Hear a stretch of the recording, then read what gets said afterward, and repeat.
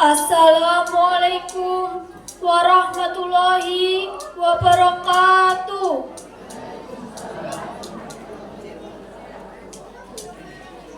Sugeng Injing dumateng Koordinator Wilayah Kecamatan Bidang Pendidikan Jatiroto, Ibu Hendriawati SPD MPD, Kepala Desa Mojopuro Bapak Kasmo, Kepala Dusun Pondok Bapak Manto, Kepala SD Negeri Setunggal Mojopuro Bapak Dwi Hartanto SPD, Bapak Ibu Guru SD Negeri Setunggal Mojopuro saha Bapak Ibu Wali Murid ingkang boten saged kula sebataken asmanipun setunggal moko setunggal ingkang kinurmatan sarta rencang-rencang ingkang kula tresnani.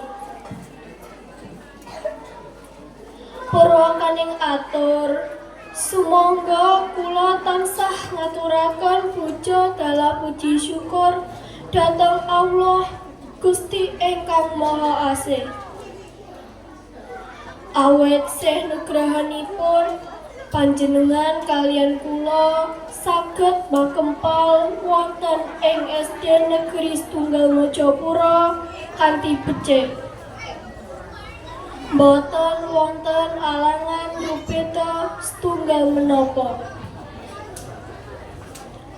Para rawuh ingkang kinurmatan, kula minangka wakil saking kelas 6 badhe matur. Ingkang kapisan, kula sarencang kelas 6 ngaturaken panuwun dhateng Bapak Ibu Guru ingkang sampun paring ilmu, kapinteran, saha keprigelan lumantar pawiyatan kanthi sabar lan telaten ingkang dangunipun 6 warsa.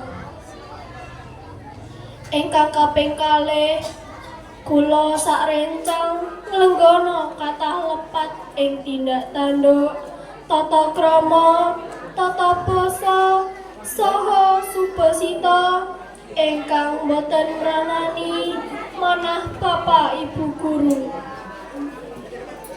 Pramila ing kalodhangan enjing menika kula nyuwun agunging samudra pangapunten. Kaping 3, kula sarencang sampun purna ngadepi gladhen ujian sekolah ngantos kasil lulus. Kepareng kula nyuwun pamit saha donga pangestu Bapak Ibu Guru supados kula sarencang saged nglajengaken pawiyatan dhateng SMP.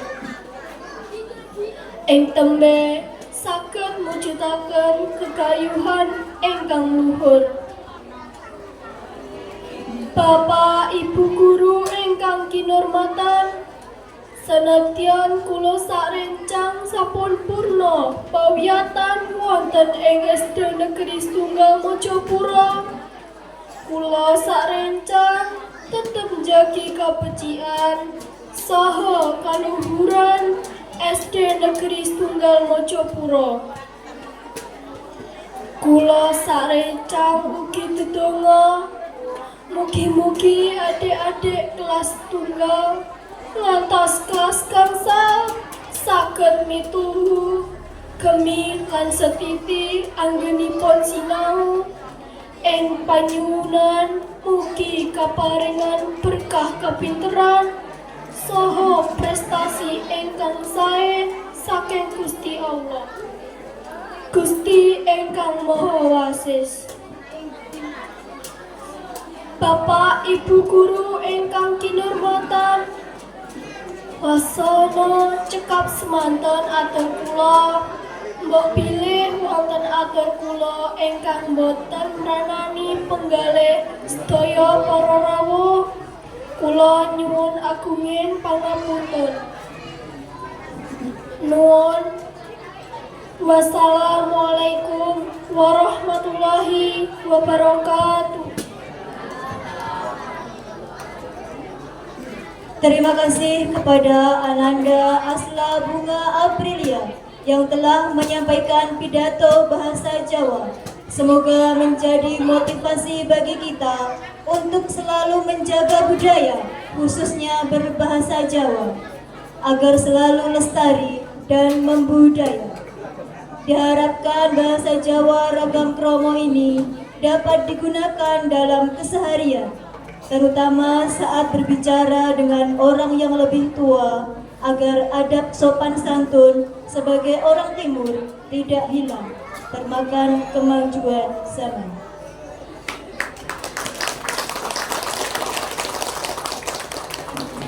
Bapak, Ibu, hadirin tamu undangan yang berbahagia, acara ketujuh adalah pertunjukan sesi kedua, yaitu seni pantomim, pentas tari Nusantara, dan menyanyi serta mendongeng. Pertunjukan yang pertama adalah seni pantomim.